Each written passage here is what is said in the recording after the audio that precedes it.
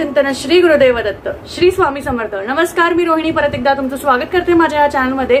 आणि आजच्या व्हिडिओमध्ये आपण खूप महत्त्वाचा विषय बोलणार आहोत, ते म्हणजेच की उद्या आणि आज आहे दर्श अमावस्या आणि ह्या अमावस्येच्या दिवशी आपल्याला एक खूप छोटासा उपाय करायचा आहे आणि तो उपाय आपल्यासाठी खूप महत्त्वाचा आहे, कारण हा जो अमावस्येचा दिवस आहे हा ह्या वर्षातला शेवटच्या अमावस्येचा दिवस आहे आणि ह्या दिवशी आपल्या वर्षभरात आपल्याकडनं कुठल्या चुका झालेल्या असतील किंवा आपल्याला कुठले पितृदोषमुळे काही कारणास्तव आपल्याला काही संकटांना सामोरं जावं लागलं असेल तर येत्या पुढच्या वर्षामध्ये आपल्याला ह्याचा त्रास होऊ नये। संतती, तुमच्या कामानिमित्त, यशानिमित्त, तुमच्या घरातल्या वादविवाद, पती पत्नी मधले वादविवाद, संततीमधले, तुमच्या कामाच्या यशामधले, त्याचबरोबर पितृदोष रिलेटेड कोणत्याही गोष्टी असल्या, म्हणजे कसं असतं ना बघा, पितृदोष असले ना तुमचं कुठलंही काम असू दे, ते तुमच्या मॅरेज रिलेशन्स मध्ये असू दे, तुमच्या कामामध्ये असू दे, तुमच्या संतती प्राप्तीसाठी असू दे, विवाह न जमण्यासाठी असू दे, कोणतेही काम पितृदोष असलं ना तुमचं कोणतंही काम हे पूर्णपणे होत नाही। त्यामुळे आपण असं त्याला वैशिष्ट्य देऊ शकत नाही, पण कोणतंही काम जर का तुम्हाला पितृदोष असेल तर ते पूर्ण तत्वाला जात नाही आणि त्याने काय होतं, आपले कामात अडचणी येत राहतात, कोणतंही काम पूर्ण व्हायच्या आधीच मध्येच अडकून जातं किंवा कुठल्याही गोष्टीला मध्ये अडचणी येत राहतात, म्हणजे काही ना काही असं घडत राहतं। त्यामुळे आजचा जो उपाय आहे तो खूप सोपा उपाय आहे, जो तुम्हाला आज रात्री किंवा उद्या जोपर्यंत अमावस्या आहे तोपर्यंत तुम्हाला करायचा आहे। तर बरेचसे जे जण आहेत ते उद्या पूजेची अमावस्या करणार आहेत, बरेचसे जण आज पूजेची अमावस्या करतायत आणि जर का पितृदोष असेल तर तो नष्ट करण्यासाठी आपल्याला काही उपाय करायला लागतात आणि उपाय असे खूप साधे सोपे असतात जे नक्कीच तुम्हाला करायला हवं। बरं, त्याचबरोबर कोणताही उपाय करताना तो मनोभावाने आणि विश्वासाने केला पाहिजे। फक्त आपल्याला उपाय करायचा आहे म्हणून नाही करायचा आहे, पण आपली दृढ इच्छाशक्ती असायला हवी आणि त्याचबरोबर त्यामागे आपली इच्छा असून आपण देवाकडे मागणं घालायला हवं की देवा, मी माझ्या अंतःमनाने तुमच्याकडे ही प्रार्थना करते आहे की मागच्या ज्या कुठल्या गोष्टी आहे किंवा ज्याचा कुठला त्रास होत आहे माझ्या परिवारात, माझ्या लोकांना, ते सगळं संपून जावं आणि त्याचबरोबर आपल्या पितरांना शांत करावं। त्यासाठी अमावस्याला हे उपाय केले जातात। तर नक्कीच तुम्ही हे उपाय करू शकता। खूप साधा सोपा आणि अगदी सुरळीत उपाय आहे। तर तुम्हाला काय करायचं आहे, तुम्हाला अमावस्याच्या आजच्या रात्री किंवा उद्या रात्रीपर्यंत तुम्ही हे उपाय करू शकता। तुम्हाला एक पंती घ्यायची आहे, एक मातीचा दिवा घ्यायचा आहे, नाहीतर तुम्ही एक कणकेचा दिवा तुम्हाला बनवायचा आहे। तुम्हाला तो दिवा असा घ्यायचा आहे म्हणजे तो अर्धा तास जळू शकेल, म्हणजे अर्धा तास तो राहील अशा हिशोबाने तुम्हाला एक पंती घ्यायची। ती पंती खोलगट असेल तर अतिउत्तम, म्हणजे ती अर्धा तास चालेल आणि तुम्ही कणकेचा जरी दिवा घेतला तरी अतिउत्तम, म्हणजे असा खोलगट बनवा म्हणजे अर्धा तास तो दिवा व्यवस्थित जळला पाहिजे। शक्यतो तुम्ही कणकेचा दिवा केला तर अतिउत्तम, पण जर का तुम्हाला शक्य नसेल, पंती असेल तर पंती वापरू शकता आणि जर का पंती नसेल तर तुम्ही गव्हाच्या पिठाची जी दिवा असतो आपण तो बनवू शकतो।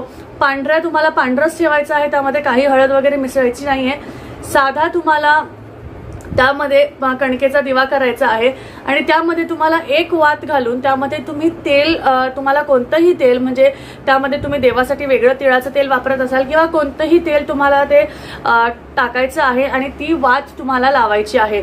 दिवा लावला की तुम्हाला तो तुमच्या देवासमोर ठेवायचा आहे अथवा अशा ठिकाणी ठेवायचा आहे जिथे कोणीही अर्धा तास त्याच्याजवळ जाऊ शकणार नाही किंवा त्याच्या संदर्भात येणार नाही, अशा ठिकाणी तुम्हाला ठेवायचं आहे। तुमचं घर जर का छोटं असेल, हॉलमध्ये तुमचा देवारा असेल तर नका तिथं ठेवू, एक अशा ठिकाणी ठेवा जिथे तो व्यवस्थित अर्धा तास जळेल आणि त्याचबरोबर कोणी त्याच्या संदर्भात अर्ध्या तासामध्ये येणार नाही। तर अशा पद्धतीत तुम्हाला तो दिवा ठेवायचा आहे। तुमचं देवघर वेगळं असेल दिवा किंवा अशा कोपऱ्यात असेल जिथं कोणीही अर्धा तास जाणार नाही, अशा ठिकाणी तुम्हाला तो दिवा लावायचा आहे। तो दिवा लावल्यानंतर तुम्हाला देवासमोर मनोभावे प्रार्थना करायची आहे की हे देवा, तुमच्या कोणत्याही इष्टदेवताला तुम्हाला प्रार्थना करायची आहे, स्वामींना करा किंवा कोणालाही, तुमचे कोणतेही इष्टदेवत असतील, तुमचा ज्यांच्यावर विश्वास असेल त्यांना तुम्ही प्रार्थना करा की माझ्या मागे लागलेले हे जे पितृदोष आहे, यामुळे ज्या माझ्या आयुष्यात जे संकट येतात आहे, ज्या कुठल्या गोष्टी आहेत त्या संकटांपासून मला दूर करा, माझ्या ह्या ज्या अडचणी आहेत ह्याला दूर करा आणि मी जेवढा प्रयत्न करते आहे त्यामध्ये यश मला मिळू द्या, असं तुम्हाला म्हणून 2 मिनिटात तुमची प्रार्थना पूर्ण करून तुम्हाला तिथून निघून जायचं आहे आणि त्यानंतर अर्धा तासानंतर तुम्हाला त्या दिव्याजवळ जायचं आहे। तो दिवा जर का व्यवस्थित पूर्णपणे जळून जर का विझला असेल तर काही हरकत नाहीये, तुम्हाला मग ते दिवा उचलून एखाद्या झाडाखाली ठेवून द्यायचा आहे। ते तुम्ही झाडाखाली दुसऱ्या दिवशी ठेवू शकता किंवा त्या दिवशी रात्री जरी ठेवला तरी चालेल। शक्य असल्यास रात्री ठेवा, नाही जमलं तर दुसऱ्या दिवशी ठेवा। असं तुम्हाला अमावस्येच्या रात्री किंवा उद्या रात्रीपर्यंत ही गोष्ट करायची आहे। जर का तुमच्या आयुष्यात खूप जास्ती अडचणी असतील, तुम्ही खूप जास्ती अडचणीत असाल आणि तुम्हाला असं वाटत असेल की नाही मला खूप जास्ती देवाची प्रार्थना किंवा देवाकडे मागणं मागायचं आहे, तर तुम्हाला हे सलग 7 दिवस करायचं आहे। 7 दिवस तुम्हाला हे करून 7 दिवस वेगळे वेगळे दिवे घ्यायचे आहे। वेगळे वेगळे दिवे तुम्हाला घेऊन ते एकत्र तुम्हाला 7व्या दिवशी किंवा 8व्या दिवशी तुम्हाला ते गोळा करून झाडाखाली ठेवून द्यायचे आहे। त्यामधलं जे तेल आहे, वात आहे, ती तुम्हाला तिथेच संपवून द्यायची आहे, ती तुम्हाला घरी आणायची नाहीये।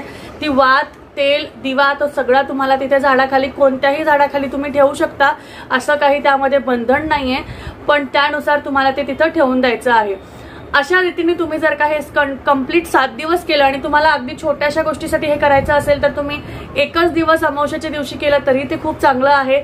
आणि तुम्हाला असं वाटत असेल की नाही मला हे मनोभावेने 8 दिवस कंप्लीट करायचं आहे तर तुम्ही करू शकता, पण शक्यतो अमावस्येच्या दिवशी एकच दिवस हे केलं तरीही तुमच्या सगळ्या ज्या प्रॉब्लेम्स आहेत त्या नक्कीच दूर होतील, नक्कीच त्यामध्ये एक सुरुवात होईल आणि तुम्हाला चांगले मार्ग दिसायला सुरू होतील। तुमच्या कुठल्या तरी अडचणीत कुठंतरी तुम्हाला यशाचा मार्ग किंवा एखादी गोष्ट सुरू होण्याचा मार्ग तुम्हाला दिसेल आणि तुमच्या अडचणी हळूहळू दूर व्हायला लागतील। अशा रीतीने आजचा हा व्हिडिओ मी इथेच संपूर्ण करते। त्याचबरोबर तुम्हाला आजचा जो हा उपाय आहे तो समजला असेल, आवडला असेल तो तर नक्कीच तुम्ही तुमच्या मित्रमैत्रिणी किंवा तुमच्या लोकांबरोबर शेअर करू शकता, म्हणजे त्यांच्याही काही अडीअडचणी असतील तर ते हे नक्कीच करतील। आणि त्याचबरोबर तुम्ही माझा व्हिडिओ पूर्ण बघितला आहे हे मला कळण्यासाठी खाली श्री स्वामी समर्थ अथवा श्री गुरुदेव दत्त लिहिल्याशिवाय जाऊ नका, म्हणजे येत्या पुढच्या व्हिडिओजची तुम्हाला व्हिडिओजची नोटिफिकेशन पण मिळेल, मलाही कळेल तुम्ही व्हिडिओ पूर्ण बघितलेला आहे। त्यामुळे नक्कीच अशीच माझे व्हिडिओ बघत राहा। भेटूया परत एकदा पुढच्या छानशा व्हिडिओमध्ये, तोपर्यंत काळजी घ्या। अवधूत चिंतन श्री गुरुदेव दत्त, श्री स्वामी समर्थ, जय जय स्वामी समर्थ।